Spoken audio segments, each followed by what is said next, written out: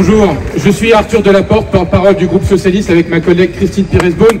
Et nous sommes là pour dire que tu n'es pas qu'un membre d'un groupe, tu es le représentant du peuple. Et nous sommes, nous représentants du peuple, de tous les groupes confondus, solidaires, à une exception. Parce que aujourd'hui, tu as été victime d'insultes immondes. Mais il faut rappeler d'où elles viennent, ces insultes. Elles viennent de l'extrême droite.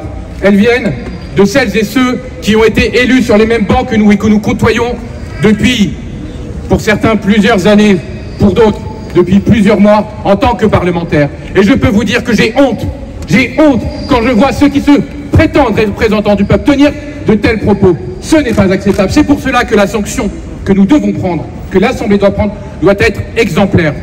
Exemplaire parce qu'elle symbolisera la victoire de la République sur le fascisme, elle symbolisera la victoire de la République sur le racisme, elle témoignera que non, ces comportements ne sont pas tolérables, ils ne sont même pas simplement non tolérables, ils sont condamnables.